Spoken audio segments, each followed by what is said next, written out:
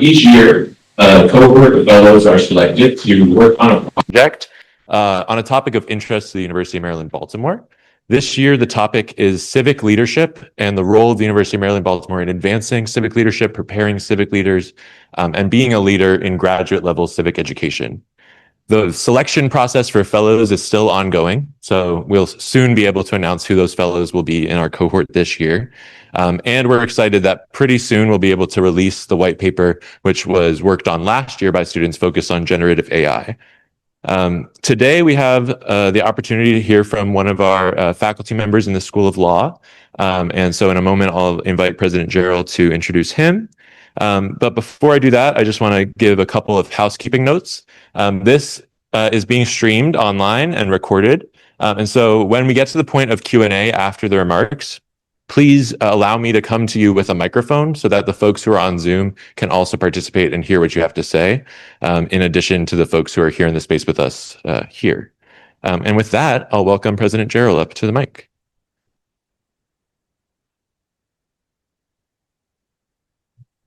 Good afternoon, and thanks for being here. I think you all know by now that the University of Maryland, Baltimore is governed by a Board of Regents. And the Board of Regents meets every month, and I go to every meeting. I've gone to every meeting probably in 20 years, because you always learn interesting things about what other universities are doing. But there's been a recurring theme the last 5 years, and the recurring theme is the word civics. We don't teach enough civics to our students. Now, you have to understand, here's a surgeon sitting there in a regents meeting, and they're talking about civics? Really? Do we really talk about that on our campus? And I would have generally said, well, this is the boring part of the discussion. However, in the last couple of years, that's changed. It's changed a whole lot. Suddenly, something that I took for granted, that was ninth grade, right? Ninth grade civics. Some of you maybe had it earlier or later. Why suddenly do we need to be focusing on civics in this great country where we all know it's always been on the straight and narrow? We know where it's going. And of course, we know our process. Well, I've learned over the past 2 years that there's so little I know about real civics from the law school point of view. I've learned a lot. In the past, we've had projects. You just heard one, generative AI. We've had them on the grid over in the biopark. There's been a lot of recommendations that have come out of these presidents' symposia and white papers. And I would have never guessed that civics would have been a topic. And now it's really time to do that. And it's really time for this university and its students to not take that for granted like I, as a surgeon, always took for granted. So the purpose of this President's Symposium and white paper is really to have a group of fellows, students from all the schools on the campus, to talk about this as an issue, as a potential opportunity to improve this university's campus on our local area, our city, our state, maybe even nationally. And I champion this happening because I think this is a wonderful thing. Now, the symposia were started in around 2011. I think that's when Dr. Ward, somewhere where Dr. Ward got here, and although he's not here today, he has really been the driving force of making this happen. And so I certainly owe him a debt of gratitude for that. The purpose, though, has been twofold. One selfish, one is altruistic. The selfish part is UMB has always gotten something good out of this. We have things to show that are better on this campus because of this program.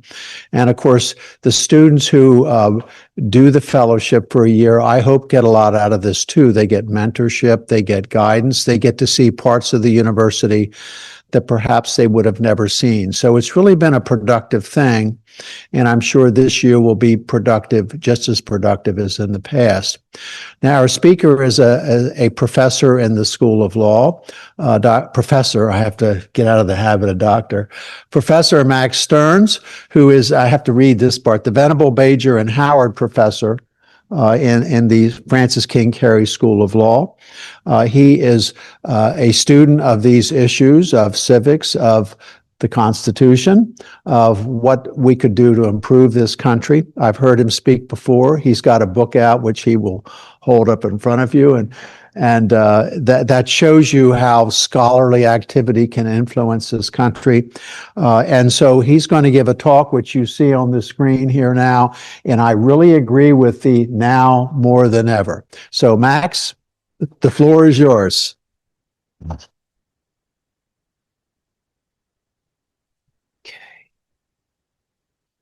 Well, thank you so much for the kind introduction. It's really an honor to be here and to be the kickoff speaker in this year's faculty advisor as well for this presidential white paper series, which I'll confess I didn't know as much about. My understanding is that the program brings together students from across our rich and varied professional schools here at the university to tackle important questions affecting our community, but as President Jarrell said, even beyond our community, and to suggest concrete proposals that will improve our institution, that might actually be an inspiration for other institutions also to follow. This year's project, as President Jarrell said, involves thinking carefully about civics, I'm going to say about democracy, and how this university can develop resources to help members of our community, of our academic community, better understand American civics. And this includes learning that goes well beyond what we were taught in middle and high school. President Jarrell apparently in ninth grade. I think that probably corresponds to a lot of our experience that we last thought about civics, except those of us who hang out at Merrill and Carey Law, which we never stopped thinking about civics. But for other professionals on the campus, the last real sojourn may have been in middle or high school. And I think this is especially important in this uniquely challenging historical period that we are all experiencing every morning when we wake up. I will start by saying our democracy is under threat. Now, I could list specific indications. I'm fairly confident that in the Q&A, we'll have an opportunity to talk about specific examples that are on your minds. But for now, I want to convey that the concerns that I see go beyond partisan politics in any traditional sense. We've been in a constitutional crisis for many years, and I'm persuaded that no single leader alone has caused the crisis, and no single election alone is capable of ending it. Instead, to come out of the crisis that we face, we have to first understand its root causes and devise an appropriate remedy. The markers of the crisis cut across traditional ideological or party lines. One, a widening distance separating the two major parties, dividing us into teams that no longer assume members of the other team are behaving or acting in good faith.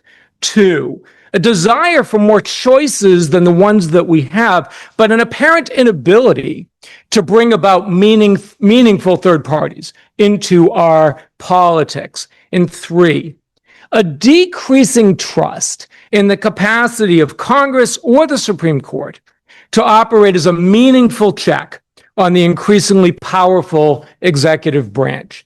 Now, it hasn't always been this way, and asking why and what to do gets to the heart of the seemingly troubled project of American democracy, just as it stresses the need for this year's presidential white paper project. The goal is to encourage the university to create meaningful opportunities for a broad understanding among members of our community across all of the schools of American civics. This is especially important on this campus, which trains professionals who vitally depend on robust, well-functioning democratic institutions to help their clients and also to serve the public in the varied professions that comprise this.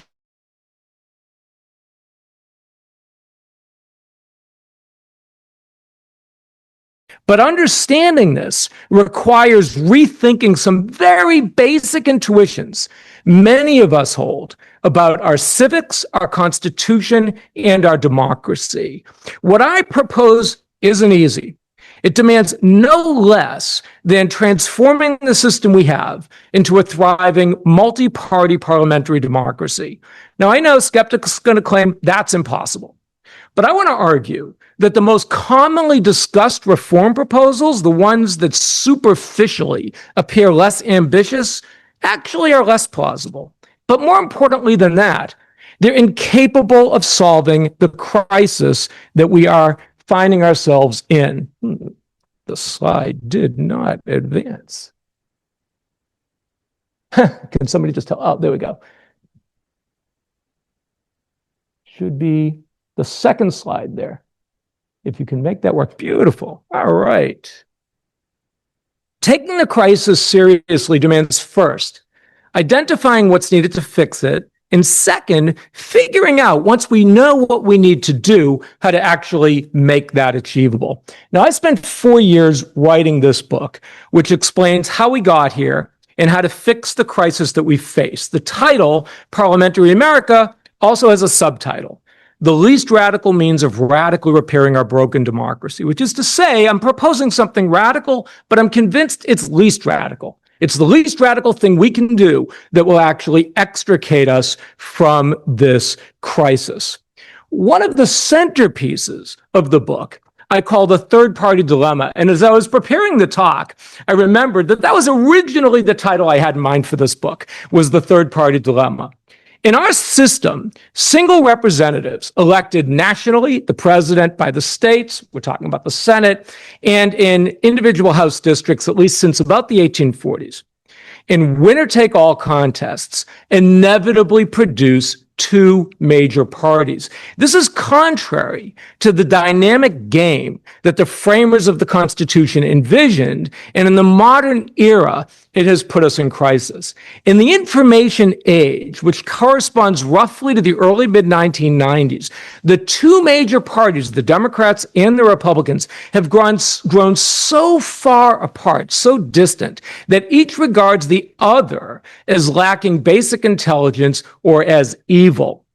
Our system is winner-take-all at every conceivable level. I'm going to focus specifically on the presidency. Two-party presidentialism makes it impossible for either party to relinquish any of its supporters, no matter how problematic those supporters may be, because doing so, giving up some of your constituency, risks throwing victory and with it political power entirely to the other side. That scheme risks a leader who embraces autocratic goals and who is indifferent or hostile to inconvenient democratic norms, taking over one party and ultimately seizing ultimate control of the government as a whole. We have third parties, but they punish rather than reward voters who support them. In the book, I call this the third party dilemma. Voting for third parties throws support to the major party candidate the voter least favors. We've recently seen 3 efforts to create third parties, and remarkably across the political spectrum. Andrew Yang, we could call him liberal. Joe Manchin, RFK Jr., at one point people would have called them moderates. And Elon Musk, people would call conservative. Each of those efforts has failed.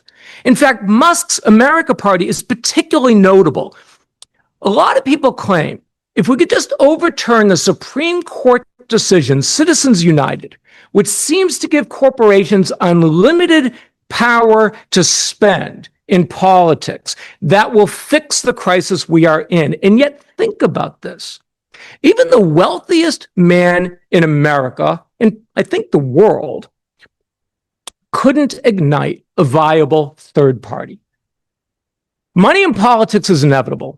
But institutional structures make the influence of money more or less benign. Our pathology is two-party presidentialism. The question is how to channel resources, including money, to create space for third parties to emerge and thrive. And this includes rewarding rather than punishing those who support third parties. So how do we get here? Well, my book relies on a bunch of familiar references. I wrote the book not for academics. I wrote the book for a general educated public who care deeply about what they're observing every single day happening to their democracy. And so I wanted to find reference points that people would be able to relate to. And the one thing that everybody can relate to is back when they used to go to the playground. So I would refer them back to childhood games and other cultural references. The framers of the Constitution envisioned a very different game than the one that we presently observe. And we could call this rock, paper, scissors. And it's a game that you all remember. You probably played it or watched children play it in elementary school. And the rules are pretty simple. Scissors cut paper. Paper covers rock. Rock crushes scissors. Now, when you go from that elementary school playground to the math class, you discover a concept called transitivity. And even law students don't find this too mathy.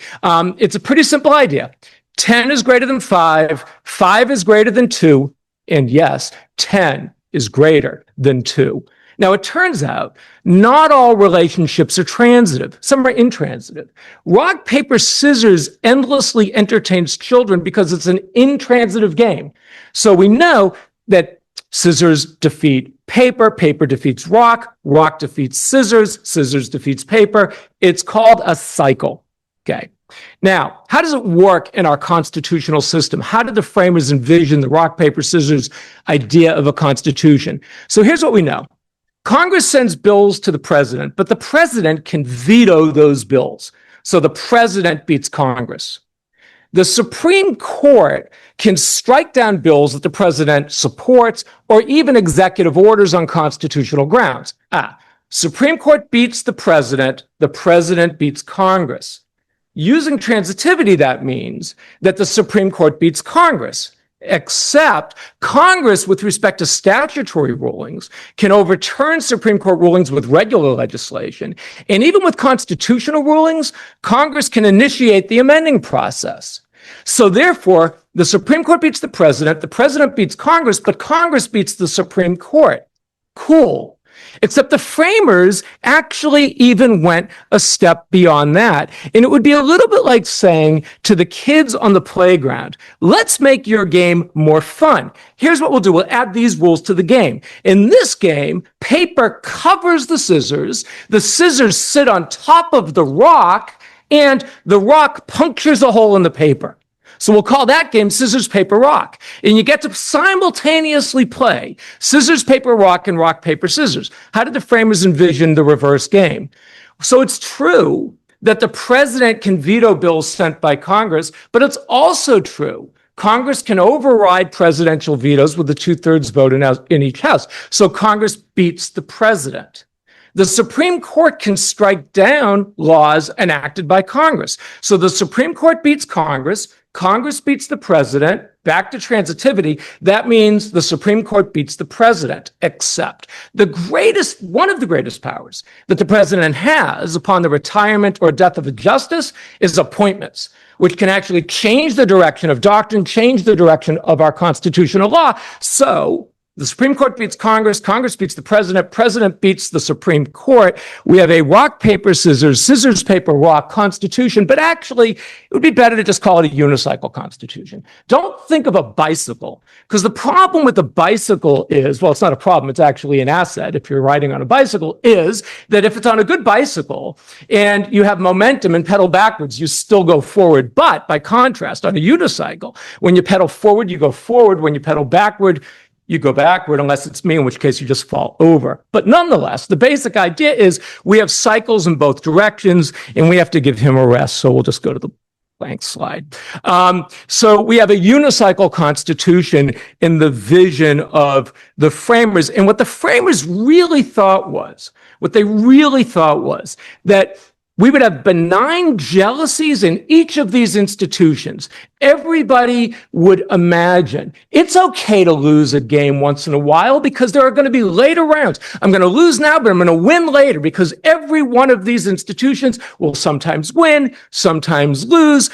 Every institution can either defeat or be defeated by every other institution. So if we take the long view, this endless set of games among the three branches of government created in the Constitution will create benign jealousies that will allow this system to function. We'll call that the American exceptionalism account. This is probably what you learned in 9th grade or 10th grade when you studied American civics. And it is a lovely story. It warms the heart. There's only one problem with it. It's not true. And it actually never was true. You see, even in George Washington's farewell address, so kind of a long time ago, he recognized that this vision of benign jealousies across our institutions didn't characterize the actual nature of the politics that he was fighting to sustain in his presidency. Instead, he saw partisanship increasingly intense, or what the framers referred to as factions, breaking down the benign game that the framers of the Constitution had in mind. And a way to think about this is to ask yourself this question. If you were trying to figure out whether a system really is wise, really is meritorious, would you ask, can I come up with an example, just a single example, that has outlasted others in the world? Or maybe what you would ask is this a system that has been benignly adapted across varying conditions again and again? And I think most people, whether they're scientists, whether they're engineers, whether they're systems builders, whether they're musicians thinking of genres, would say that's easy.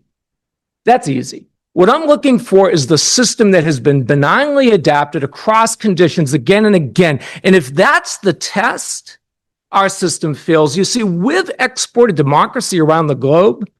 Not once have we successfully exported the American system of two-party presidentialism, because it never worked the way it was supposed to, and it is a fundamentally problematic system. So what went wrong? What happened? I'm going to bring you back to the playground, but this time I'm taking you back to the part of the playground where preschoolers are hanging out.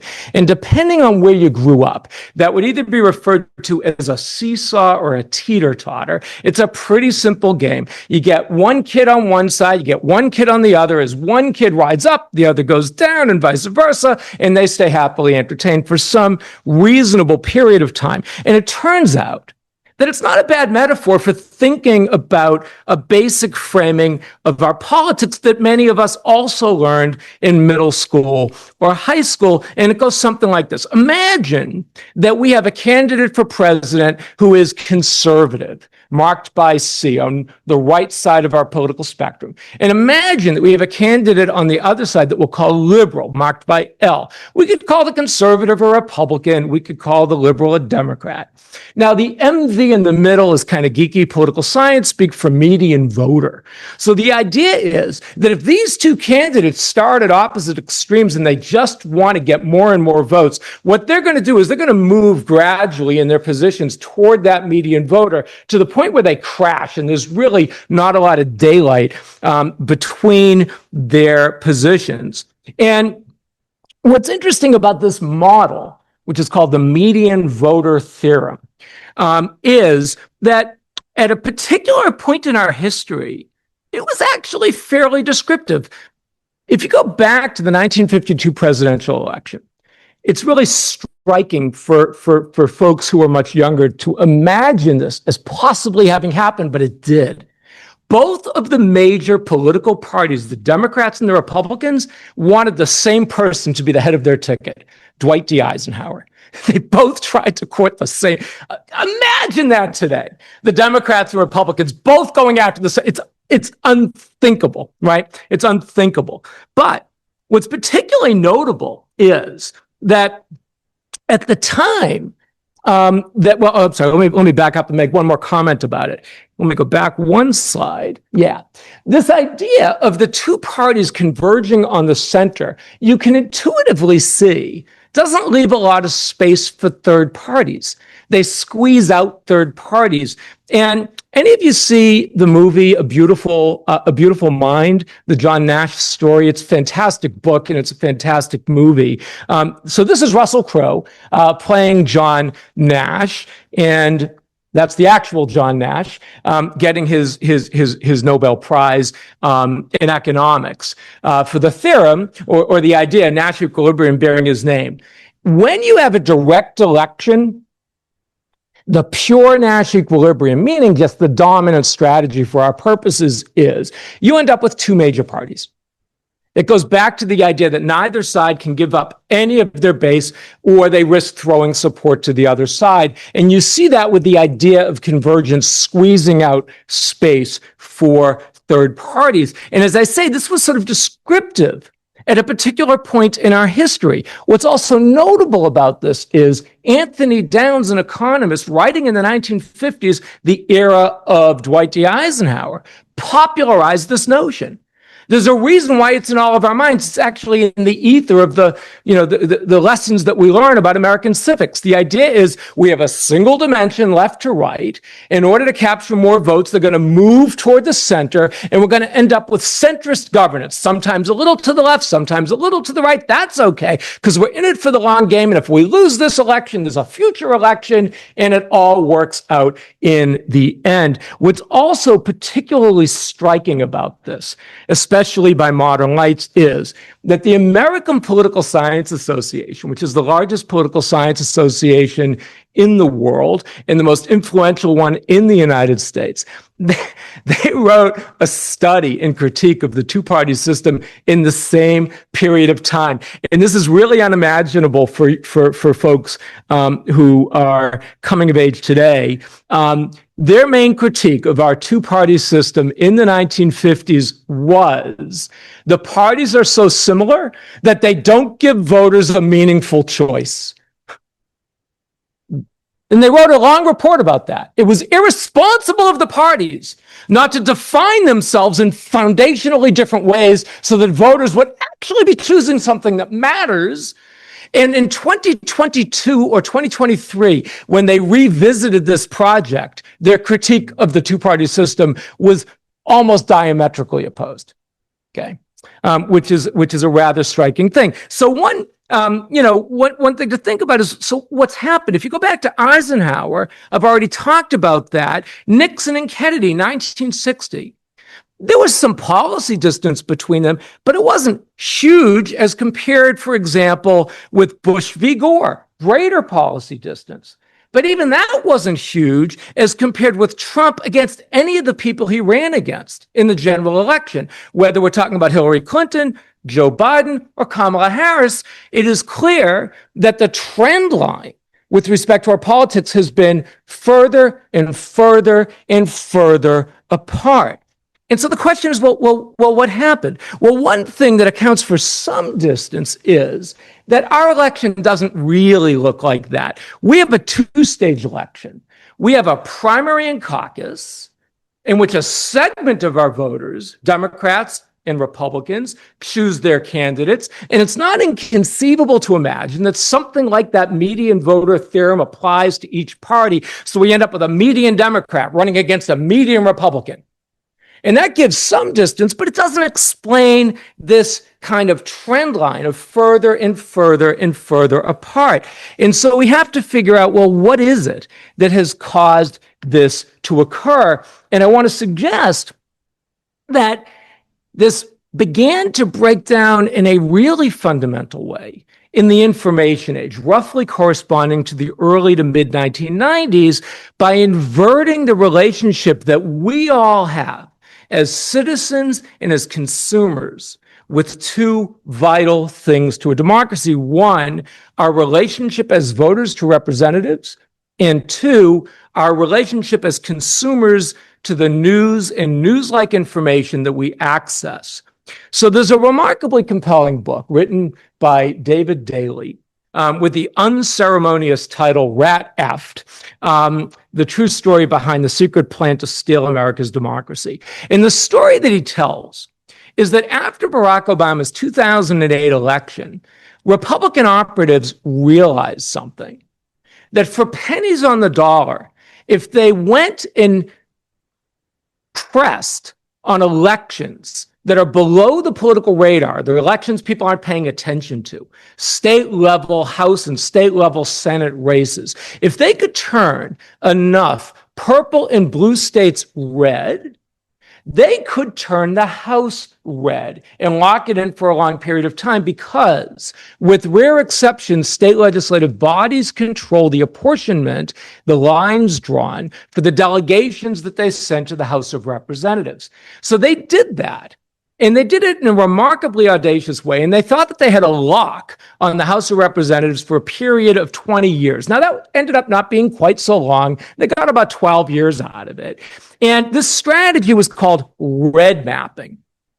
And basically what they did was, through a series of partisan gerrymanders, stacking the opposition into fewer districts and spreading the wealth of the party in power over more close majority districts, they were able to increase the number of Republicans in the House as compared to Democrats, compared with what the relative registration of voters would suggest that ratio might look like. So, in effect, the consequence of partisan gerrymandering is to make our elections non-competitive. Now, that's not precisely right, because actually these elections are competitive in the first stage.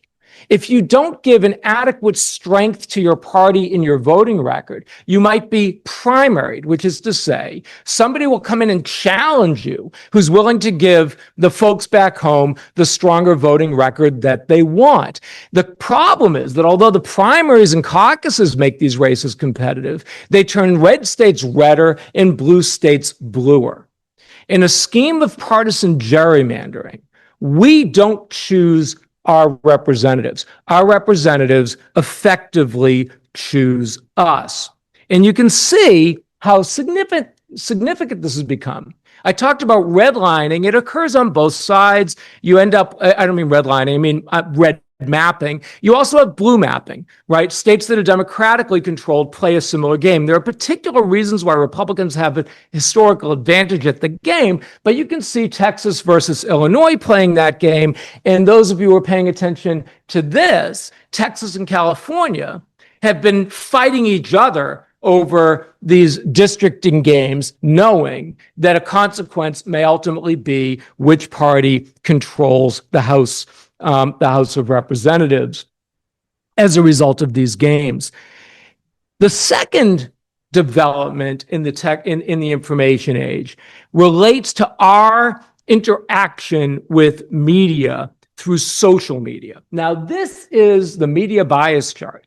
It was created by a company called Ad Fontes Media, a public benefit corporation out of Colorado. Full disclosure, the woman who created this, her name is Vanessa Otero. She's a very good friend of mine, and I am on her board of advisors. So I have some involvement in this particular project. And what this does is, what this graphic does is it shows you that, and by the way, this is an older version of the graphic. It happens to be the version that appeared in my book. So they keep running new information, new versions of this. The right-left line is ideological bias, conservative to liberal. The north-south line is basically reliability versus non-reliability. And in the era of social media and social media algorithms, the incentive structure for social media companies, whether we're talking about Facebook, we're talking about X, we're talking about TikTok, whatever it happened, I should have said Meta or X or TikTok, whatever the company is, the incentive structure is to keep each of us actively engaged on the page through likes, clicks, and shares. And what the algorithms reveal to these companies is that centrist, balanced, up the middle stories. This is one side. This is the other side. What do you think, right?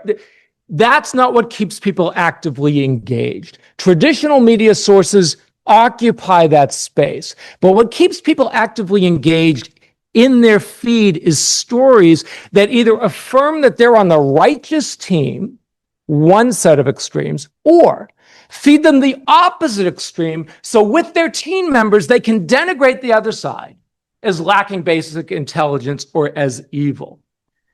As with the House of Representatives or our voting to our state legislative bodies, in a world of partisan gerrymandering, we don't choose our representatives, they choose us. In a world of social media, we don't choose our news and news-like sources.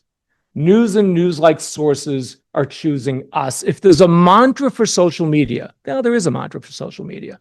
If you're not paying, you are the product, not the consumer. The advertisers are the customers. We are the product. And to reward the customers, these companies are keeping us actively engaged in ways that further divide us. And this is really part of the problem. And so you might think, well, this is just kind of impressionistic. It's not. If you look at the data from the Pew Research Center, what you see is that beginning in the earliest period that they've identified in this graphic, there was considerable overlap between the parties even in 1994. The parties have moved further and further away until the end date of this graphic. So few liberals identify as Republicans, so few conservatives identify as Democrats by 2017. And anybody who's even casually observing our politics from 2017 until today would clearly recognize that the divide separating us into two teams has only grown dramatically worse. So we have these ever-widening divides. And when you think about it, our politics through partisan gerrymandering is pulling us apart into two teams. Our news media is further pulling us apart into two teams. And the voters who are consuming this are further pulling us apart. And so we have this dynamic set of feedback loops that are just driving a wedge between two societies that barely trust each other, and the capacity of the other side ever to engage in good faith. So it even gets a little worse than that, because you see, most political scientists who study our politics, not just in the US, but also around the globe, recognize that our political system isn't really captured by a single right-left ideological line. Better way to think about it is that there are two axes of our politics. One is the traditional right-left. Are we liberal or conservative on economic policy or public policy questions? But there's another dimension going to culture and identity, which goes north-south. And you could think of this like a window pane, right? A four-box window pane. Well, we have eight in the windows in the room, but you can imagine, right? A four-box window frame. And when you put those together, there we go. If you're conservative on economic policy and culture and identity, we can call that traditional Republican. Conversely, if you're liberal on those two dimensions, we'll call you a Democrat. Historically, people think if you are liberal on economic policy but conservative on culture identity, that is often what people think of as populism. And the flip side of that, if you're liberal on culture and identity but conservative on economic policy, that's the traditional understanding of libertarian, right? So imagine this. Imagine that center horizontal line, which you could call, actually there's an architectural term for that in a window. It's called a muntin. It's what keeps the upper panes above the lower panes. I'm not sure if this is going to work. Darn it. Oh no, didn't work. Okay. So here you'll have to visualize this because I can't get this slide to do what I want it to do, but that's okay. If you have the capacity to do it, this is a motion slide. Do you have the ability to hit? No, you don't? Okay. So you all work with me. You'll be able to understand this. Imagine the muntin in the middle is the seesaw. Remember, we're thinking seesaw. Okay. So imagine that Donald Trump gets on the right side of the seesaw. And imagine Hillary Clinton or Joe Biden or Kamala Harris gets on the other side of the seesaw. Everybody with me on this? So here's what happens. Newton's third law of motion becomes our first law of politics. It's a seesaw. As Donald Trump moves us up in the direction of populism, there's an inevitable push down on the other side, right, in the direction of progressivism. Everybody see how that plays out, right? For every action in politics, there's an equal and opposite reaction. And in fact, it's increasingly clear that culture and identity is playing a fundamental role in terms of how people identify themselves in politics, in some respects, more so than specific debates on policy issues. Now, here's a really interesting thing. It's very hard to come up with good examples where every single cohort can agree on something and also be correct, okay? So for a long time in our politics, when the centrists controlled the two major parties, progressives felt disenfranchised on the Democratic side, and America First, which then becomes MAGA, feels disenfranchised on the conservative side. In the political climate that we're in, as MAGA has taken control of the Republican Party, and as it looks like the progressives might be taking control of the Democratic Party, the centrists of both parties are feeling disenfranchised. This is really a rare instance in which I can actually say all four of those groups not only agree with each other, that our politics ultimately results in their being disenfranchised some of the time, but they're actually correct. Our politics results in their being disenfranchised some of the time, right? As a consequence of the way our game is played. So the question is what to do. And the central conceit of my book is a virtual world tour. I take the readers to 7 democracies around the globe. I take them to England, France, Germany, Israel, Taiwan, Brazil, and Venezuela. Every one of these countries, again, anybody who is even a casual observer of news is well aware. Some of these have had crisis-level problems in recent years, some of which have even developed since the time I published my book in March of 2024, right? But they are different systems.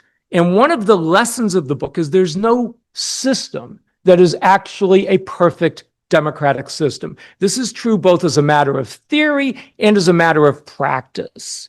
And once we understand that all systems are going to have strengths and weaknesses and there's no perfect solution to democracy, we recognize the choices different systems make. And it turns out that all democracies confront choices on 2 key democratic axes. 1, how you elect the lower legislative chamber, which in most democracies has greater influence on policy. In the US, it's more balanced between the 2 chambers. But the second axis is how do you elect and hold accountable the person who runs the government? And it turns out that the only way to create a truly thriving multi-party democracy is to recognize the mistakes, the problems with the choices that we made originally that never allowed the system to work the way it did. We have to go back and rethink fundamentals, because what we ultimately see when you tour these 7 countries, and I think I'm a pretty good tour guide, which makes the book a really good deal, right? 7 countries for the price of a book. I will promise you this. If you read the book and go to those countries, you'll have a better understanding of how that country works. You really will. But what we see is that the threat to democracy across all these countries is extremism in 2 manifestations: a commitment that is unyielding to an ideology, unwilling to put up with the inconveniences of democratic norms.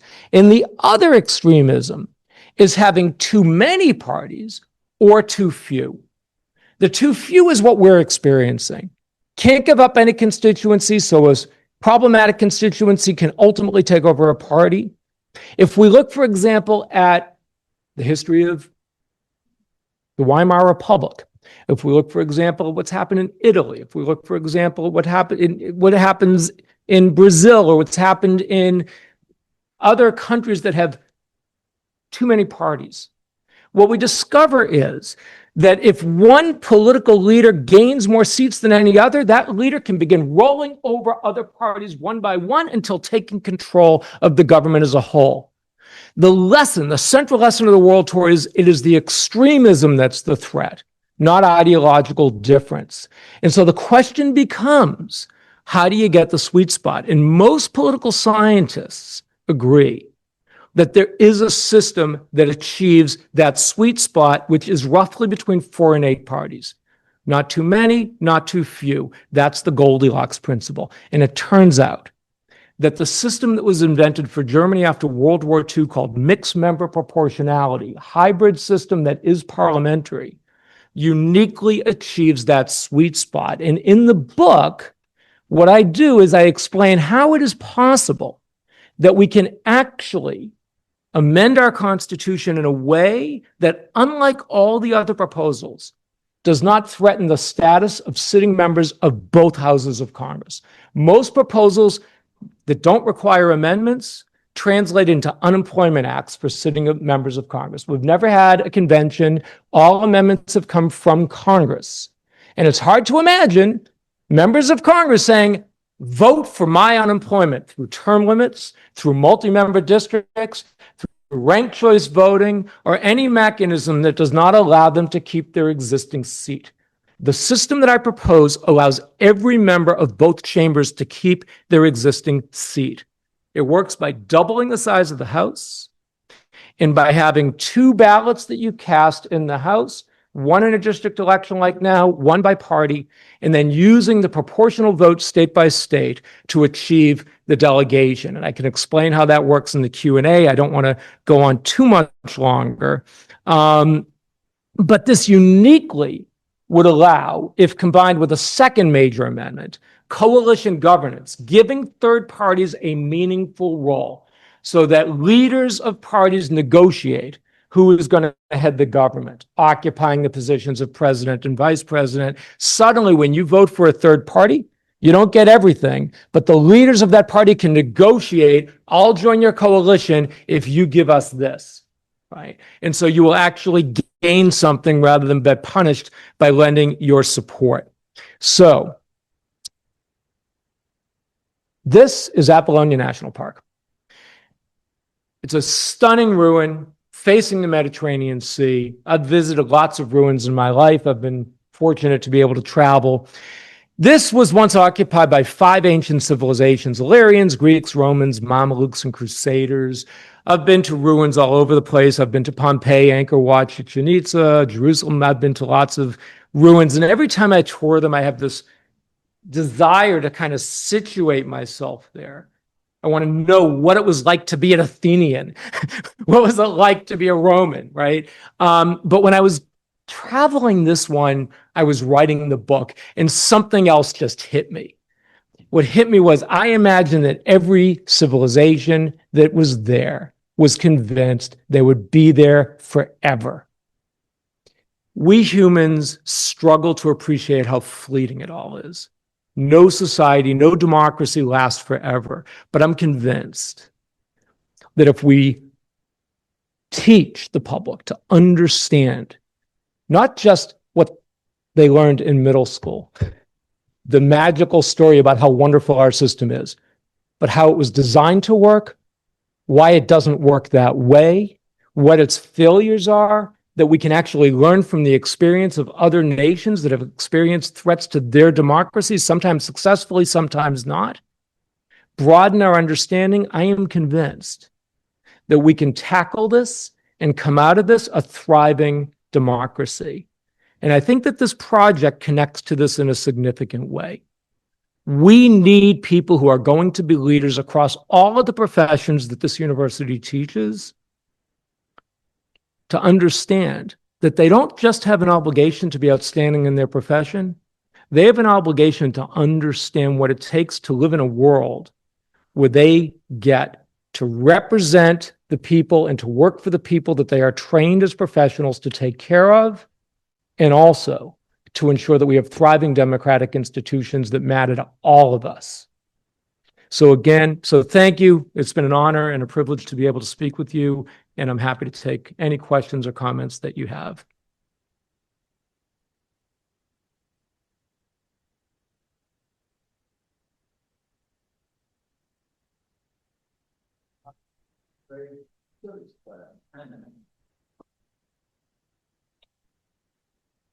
Yeah.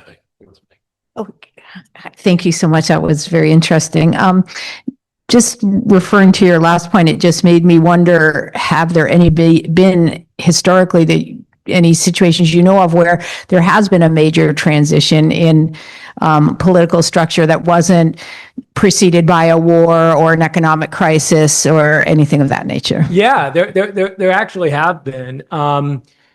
It's very interesting. Germany right now is actually transitioning. It just voted to change its MMP system, I think, in a potentially interesting way. I could explain what motivated them to do it. Basically, this system called mixed member proportionality has 3 pressure points.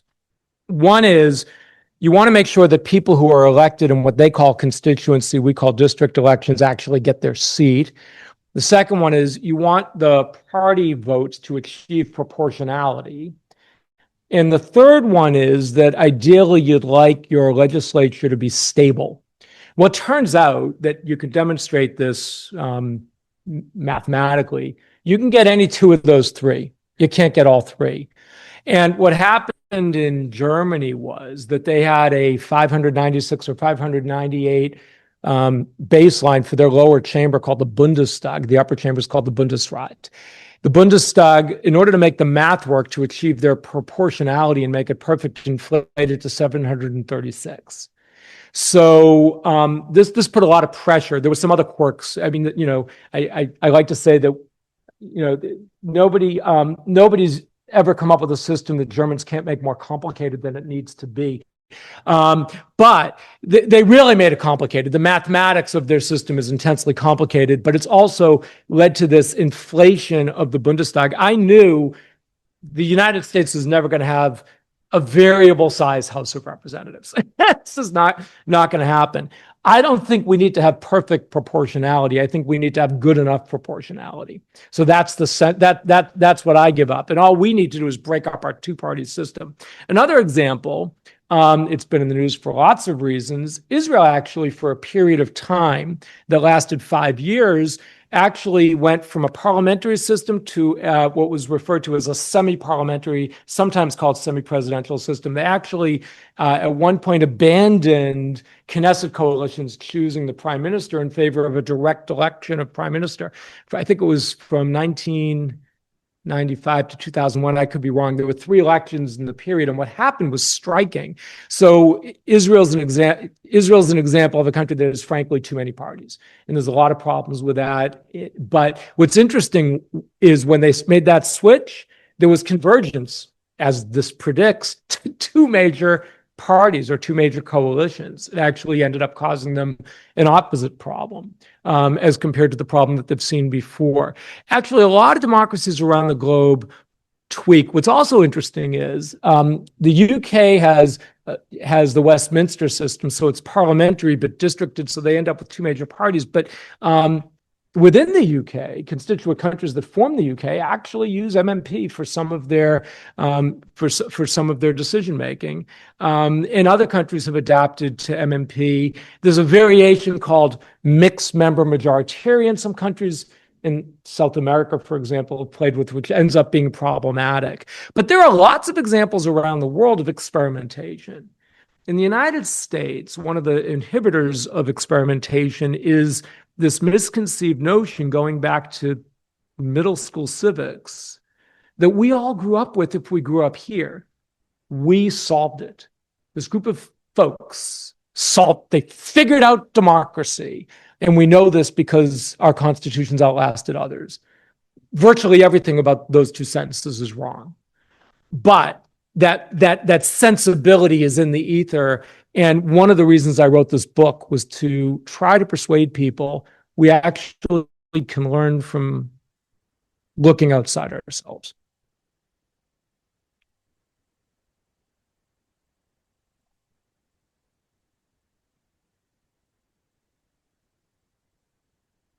Thank you, Professor Stearns. Always a pleasure listening to you, and thank you for agreeing to serve as faculty advisor to this project. So this is a devil's advocate question. As someone who grew up in a parliamentary representative system, so if as you argue, the democratic system in the United States is broken and that we could learn from other countries, why is it the United States remain the most potent, powerful, successful country in the world? So, it's very interesting. What I argue in the book, and I'll argue here, and thank you for those nice words, is that the United States has grown economically in remarkable ways for reasons that are probably in spite of, not because of, our unique constitutional system. And there are several factors that contribute to this, some quite tragic, some not so tragic. The tragic one, of course, has to do with the history of enslaved persons coming and our driving labor under the most brutal and horrific conditions longer than pretty much any other nation in the world. One South American counter to that, but generally speaking, really uniquely, right? We are insulated from foreign military threats because we have oceans on both sides of our natural borders, and generally speaking, not throughout our entirety of our history, but for most of it, we've had friendly northern and southern neighbors. We've had a steady influx of immigrants coming from Europe and elsewhere who have been highly motivated to contribute to our economic development. And we have had the capacity, albeit tragically at the expense of Native American tribes, of geographical expansion, out west. So we've had four independent factors that do a very good job at explaining how we became us, that have nothing to do with the system of democracy that the framers came up with and got wrong. It's funny. I'm reminded of a book. I sometimes enjoy helping kids who are applying. Shouldn't advertise this to the world. I sometimes enjoy advising kids who are applying to colleges, thinking about their essays. I like helping kids, and there's a book that I sometimes recommend that they read, and it's called 50 Successful Harvard Essays, and it includes the essays and it gives commentary by the editors. And I always say to the kids who I recommend they read the book, what does it mean by success? Okay, the kid wrote this essay and got into Harvard, but we don't know whether the kid got into Harvard because of or in spite of the essay, right? It could very well be that despite this essay, this kid wound up at Harvard University, right? Similarly here, I think it's a very hard story to tell that our democratic system, which literally from the beginning didn't work the way the framers intended and divided us into two teams that created serious problems throughout our history and are really creating a crisis now, are the reason that we've been successful, as opposed to the despite this, we were successful for other reasons. And I will say that we're doing a pretty good job right now of messing up our international prestige, right? I think we're actually working hard at making sure that we don't live up to periods in our history we really did have prestige on the world stage. Yeah. So thank you.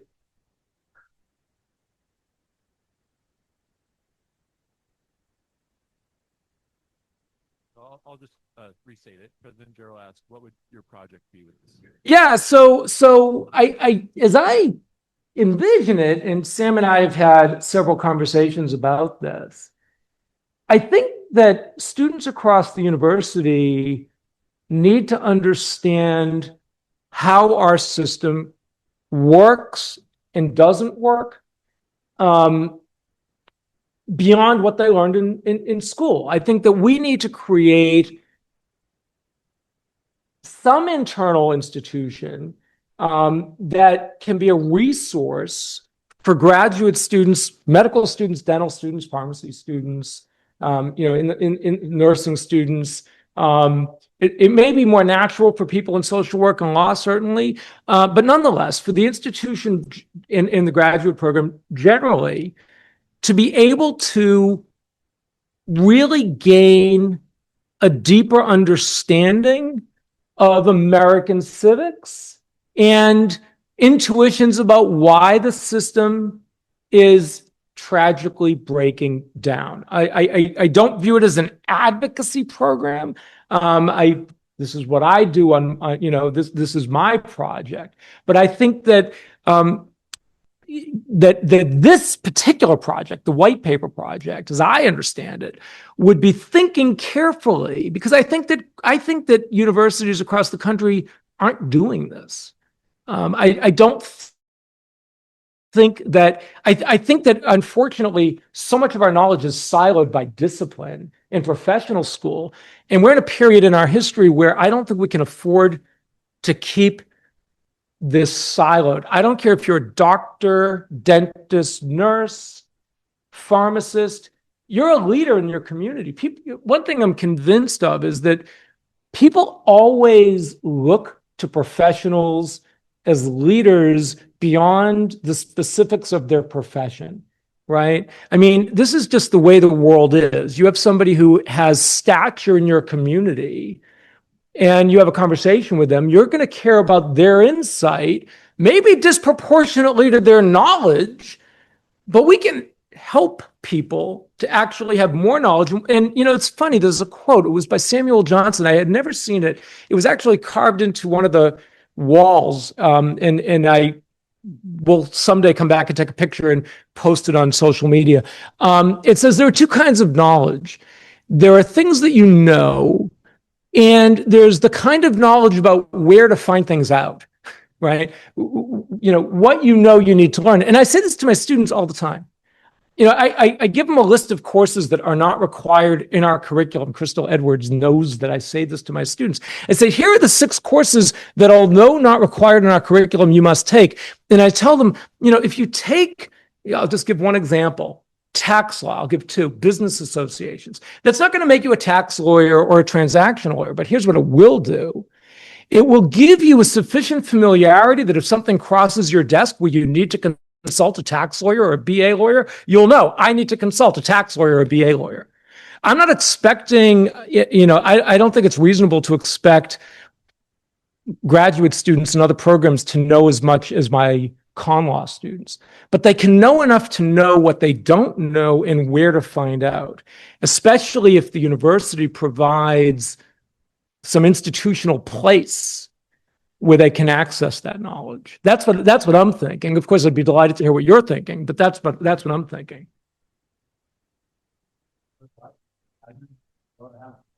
What's going on right now? A year ago, I would have never thought that. So that would be my answer. Yeah. Thank you very much. I'll second that.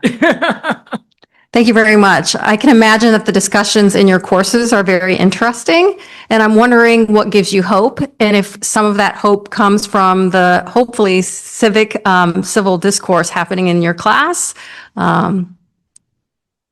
What gives me hope? So, it's interesting. I say this in the book, and I mean it.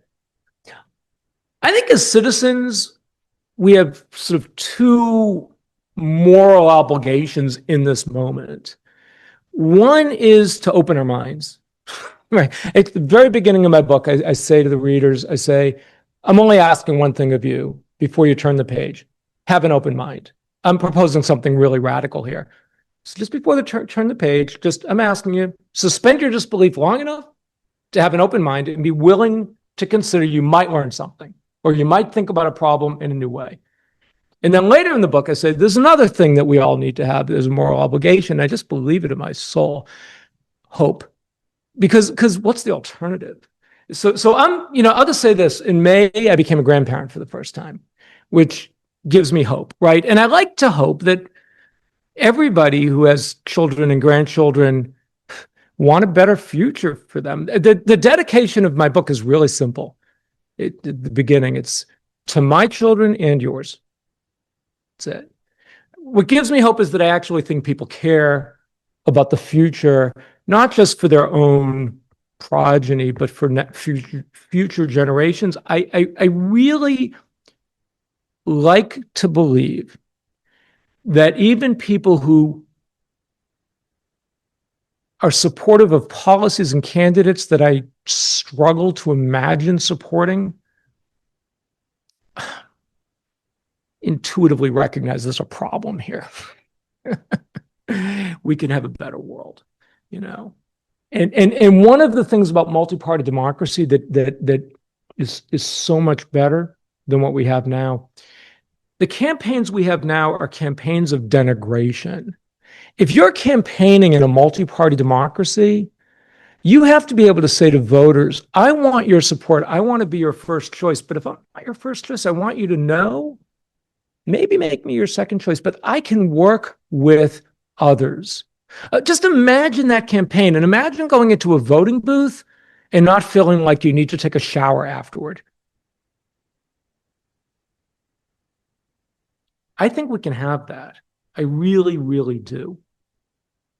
And my hope is that, you know, I'll do this until I can't do it anymore. This is what I do now. It's become my project. My hope is that I can change the conversation and get people to think differently.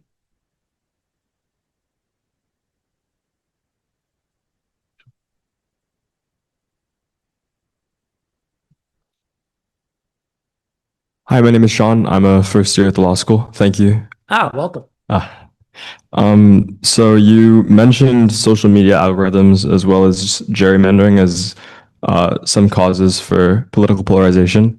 And I suspect the latter is related to what I'm about to say, but I still want to hear if you have a more specific take on it, which would be partisan indoctrination in public schooling. Do you think that that's like a feedback loop, or? So I do think, you know, it's really interesting. I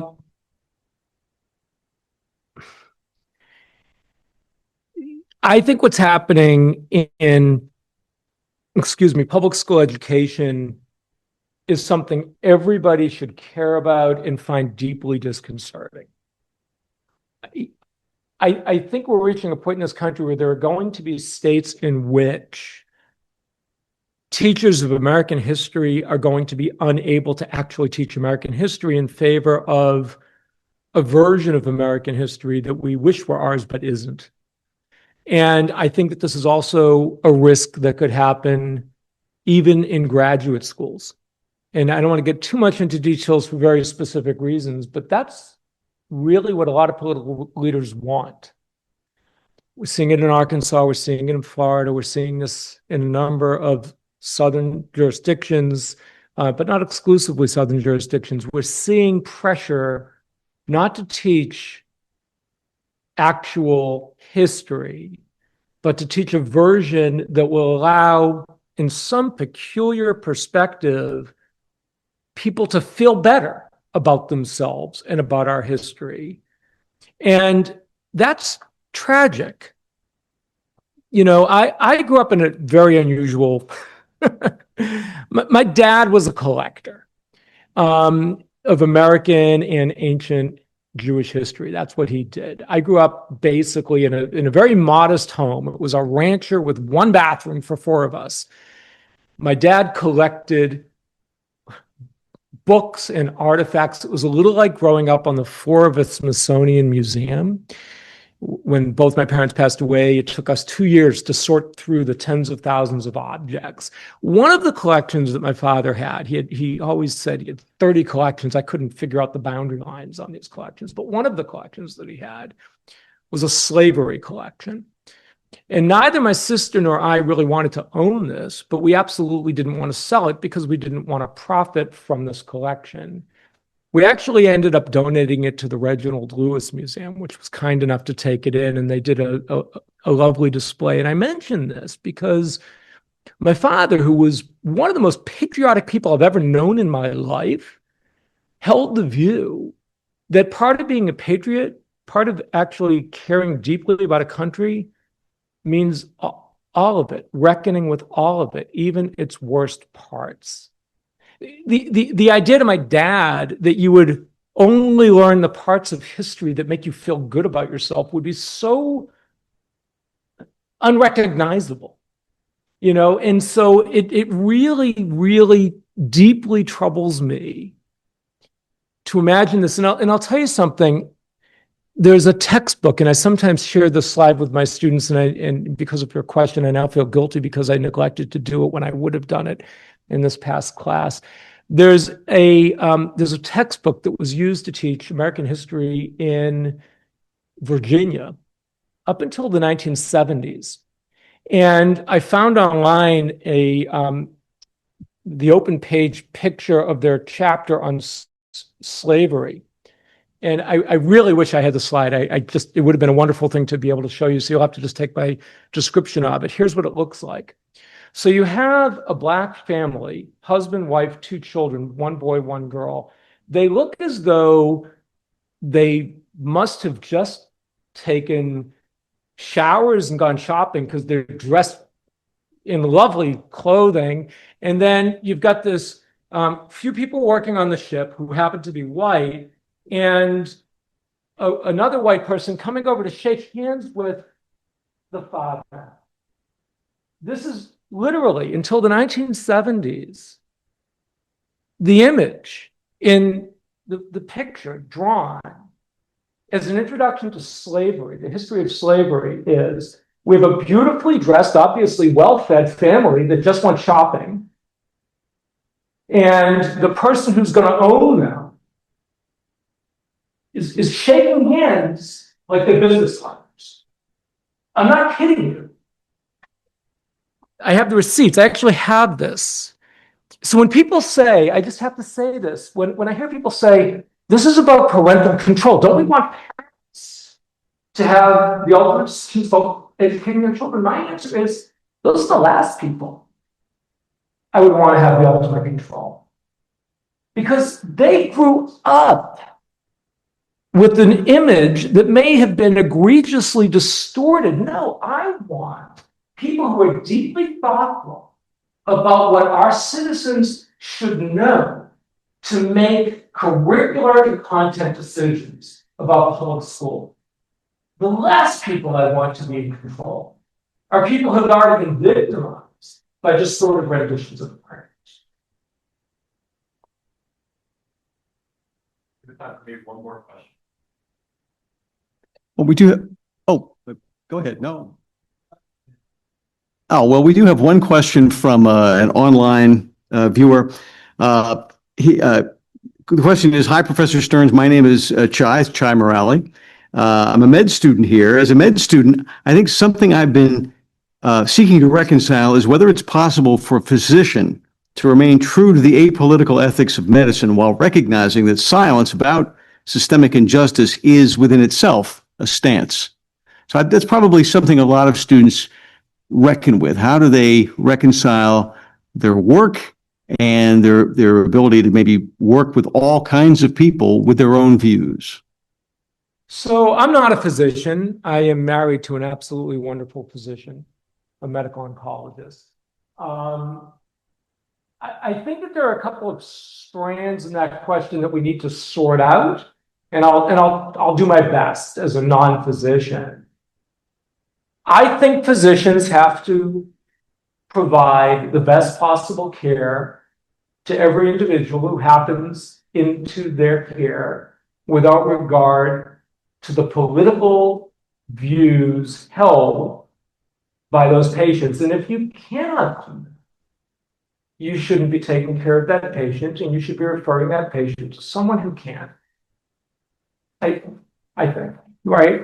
First, do no harm. You would be doing harm if you were taking care of a patient and not giving that person the best possible care because you held that person in contempt, you would be doing harm. You would be violating the Hippocratic Oath. So I think you have an obligation to be professional. I think that's true for lawyers too, right? I think it would be an application of the professional responsibility of a lawyer to represent a client you cannot represent to the best of your ability. If you cannot represent that client to the best of your ability, whether you agree with that client or not, you should not be representing that client. And I want to be clear that this is my profession. It is entirely ethical to represent clients with whom you vehemently disagree and whose conduct you might find personally reprehensible. We would not have a system of criminal justice if there weren't lawyers representing people who did really bad things.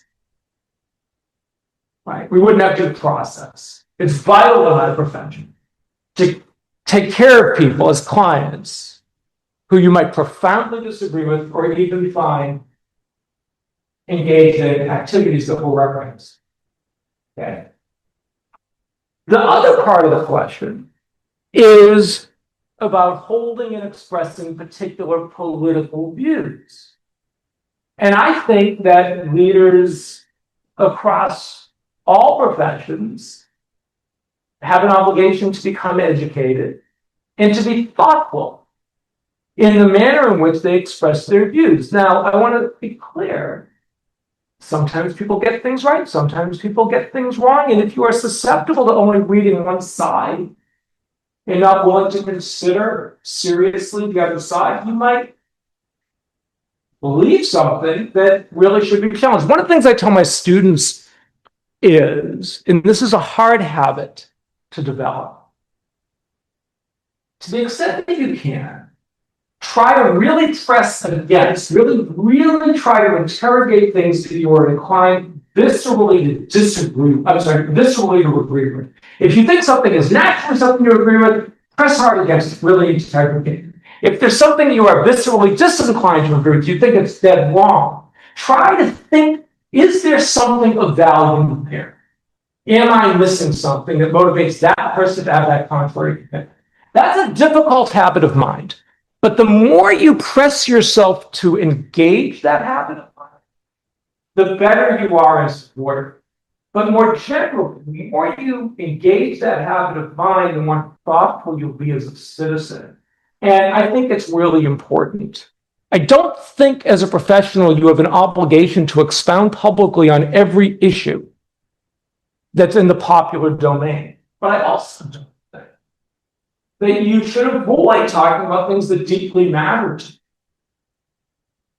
Part of it, I do think, is opening yourself up to really investigate rather than not just affirming, right? Not just finding things that confirm, right? Confirmation bias is following that culture. It goes back to the media bias term. It is all too easy.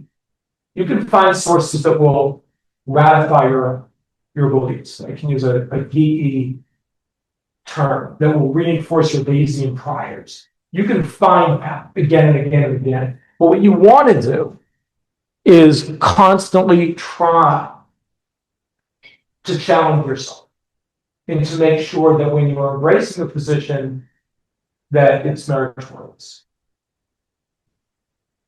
I hope that's somewhat helpful. And just before we thank Professor Stearns again, if we wouldn't mind, please join me in thanking the HSHSL facility staff who set up the space, as well as our OCPA team who's been video and live streaming. We could do a round of applause.